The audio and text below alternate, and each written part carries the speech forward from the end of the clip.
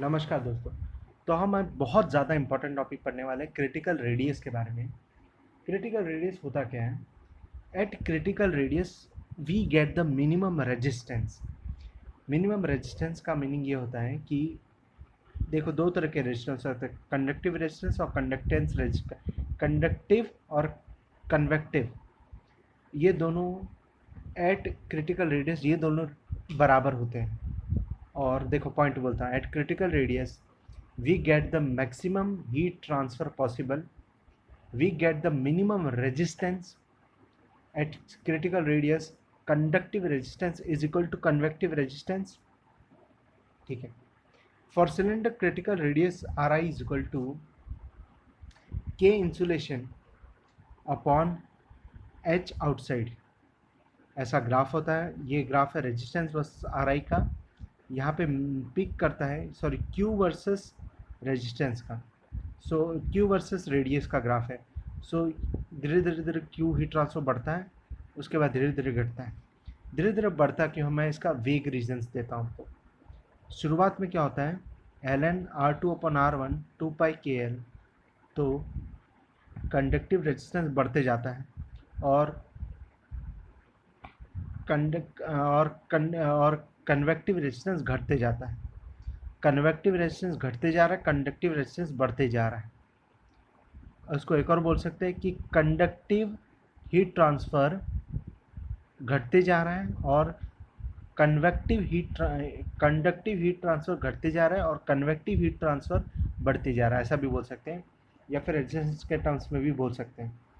सो यहाँ से यहाँ ऐसे यहाँ तक, उसके बाद ये ग्राफ इसलिए डिक्रीज़ होता है क्योंकि यहाँ पे क्या होता है, हीट ट्रांसफर कम हो रहा है। इसका मतलब नेट रेजिस्टेंस बढ़ते जा रहा होगा। नेट रेजिस्टेंस बढ़ना मतलब दिस प्लस दिस रेजिस्टेंस बढ़ते जा रहा होगा। अब देख लेना इसमें से कौन सी वैल्यू बढ़ती जा रही है। जैसे कि अगर और बढ़ते जाएंगे तो ये बढ़ते जाएगा और ये ज़्यादा नहीं, ये और बढ़ते जाएगा रेजिस्टेंस, ये कम घटेगा तो ओवरऑल बढ़ते जाएगा और रेजिस्टेंस बढ़ते जा रहा मतलब हीट ट्रांसफर वो होते जाएगा। So at critical radius you get minimum resistance, conductive resistance is equal to convective resistance and maximum heat transfer possible. और सिलेंडर के लिए होता है K insulation upon H outside और स्पीयर के लिए होता है 2K insulation upon H outside. Critical radius है और रेडियस मेज़र किया जाता है सेंटर से। देखो चिंता मत करो, कभी भी इंसुलेशन बाहर ही लगाया जाता है, अंदर नहीं लगाया जाता इंसुलेशन को, ठीक है। अब बात करते हैं सेकंड पॉइंट की, जो है ये वाला क्वेश्चन होता है लैगिंग का क्वेश्चन। अगर तुम्हें चाहिए मैक्सिमम रेजिस्टेंस, तो मैक्सिमम रेजिस्टेंस चाहिए तो तुम्हें ये वाला कॉन्फ़िगरेशन इस्तेमाल करो, K और 3K। और अगर तुम्हें मिनिमम रेजिस्टेंस चाहिए तो इस्तेमाल करो 3K और K। To allow less heat transfer और मोर रेजिस्टेंस, दोनों एक ही मतलब में, ये यूज़ करो। और अगर तुम्हें ज़्यादा हीट ट्रांसफ़र करवाना तो ये यूज़ करो। Conductivity of pure metal decreases with increase in temperature. Conductivity of air increases with increase in temperature. Thermal diffusivity is defined for any material alpha is equal to K upon rho Cp. Alpha acceleration की तरह होता है। देखो एक और MCQ पूछ सकते हैं कि स्लैब में जब कांस्टेंट थर्मल कंडक्टिविटी होती है तो मतलब बीटा 0 जब होता है तब टेम्परेचर ऐसे वेरी करता है लीनियरली, तो स्पीयर में वो वेरी करता है लॉगरिथम के लिए, लॉगरिथमिकली वेरी करता है वो।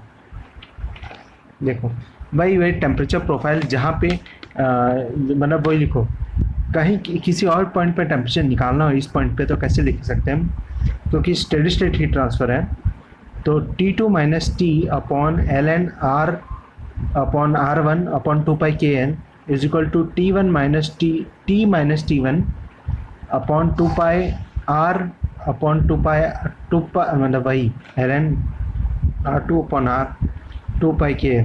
ऐसे लिखने से T की एक वेरिएशन आएगा लॉगरिथमिक के लिए, तो सिलेंडर में लॉगरिथमिक के लिए वेरिएशन होता है।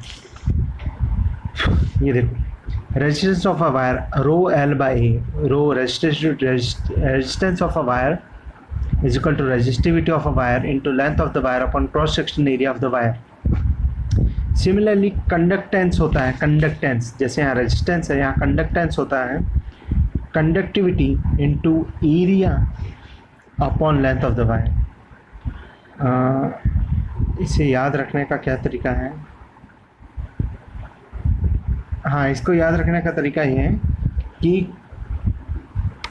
तो देखो, resistance row L by, conductance होता है 1 रेजिस्टेंस, और 1 रेजिस्टेंस क्या होता है? रो एल बाई, और रो क्या 1/रो क्या होता है? कंडक्टिविटी, तो conductivity area by L. Alpha of solid is greater than alpha of liquid is greater than alpha of gas, ठीक है। At yes any day gas has lower thermal conductivity than any glass, wool, brick, plastic के हमेशा gas का चाहे least thermal conductivity और metal हो, solid हो, उससे भी कम होगा हमेशा। लेस के मीन्स मोर टेम्परेचर ड्रॉप, ये इस क्वेश्चन में काम आता है ये सॉल्व करने के। देखो ये क्वेश्चन बहुत इंटरेस्टिंग है, तुम्हें ऐसा लगेगा कि सिलेंडर का क्वेश्चन, नहीं, ये स्लैब का क्वेश्चन है। आई सेड कि जब तक रेडियल हीट ट्रांसफ़र नहीं होगा तब तक वो सिलेंडर का सवाल नहीं है। अगर सिर्फ एक्स डायरेक्शन में वो होगा तो वो स्लैब होगा, और एग्जैक्टली सारे परफेक्टली स्लैब के फॉर्मूले लगेंगे विदाउट एनी वेरिएशन। तो हमने हीट जनरेशन का केस है, क्योंकि वायर के अंदर हीट करंट दिया हुआ है, तो हीट जनरेशन कितना होगा? I²R जो आता है 8.95, रेजिस्टेंस निकालने के रो एल बाई ए से। I²R देखो, हीट जनरेशन के फॉर्मूला में क्यू डॉट चाहिए होता है, मतलब पर वॉल्यूम, तो हम इसका वॉल्यूम ऑफ द वायर करके क्यू डॉट निकालेंगे। अब इसका हीट जनरेशन का फॉर्मूला हम अप्लाई करेंगे। पहली बात हम निकालेंगे dT/dx से कहाँ पे मैक्सिमम होगा वो आएगा इधर पे, और हम फिर मैक्सिमम टेम्परेचर निकाल देंगे। तो मैक्सिमम टेम्परेचर आएगा जो भी आएगा, सॉरी 99 ऐसा कुछ आता है। फिर से सॉल्व करना है इसे, और Q जो लेफ़्ट की तरफ जाएगी वो आएगी, ये हम I will explain. Q left की तरफ जो जाएगी वो आएगी Q generation into volume of this part, और Q जो राइट की तरफ जाएगी Q जनरेशन का वैल्यू हर अंश से है ना, into volume of this part, इतना पार्ट का। और ऐसे भी कर सकते हो तुम लोग बिल्कुल। और Q total is equal to QR plus 8.95 is equal to QL plus QR। देखो तुम ये बोल सकते हो कि देखो मैं लास्ट टाइम समझाना चाह रहा हूँ, ये 50 और 30 जो है वो ऐसा होगा कि हम वायर के अंदर हमने वो दे दी करंट, उसके बाद 100 साल बाद आकर हम देखा तो फिर ये 50 और 30 और 75.49 अटेन कर रखे हैं। अब ये चेंज नहीं होने वाले, ये अटेन हो चुके हैं, ठीक है।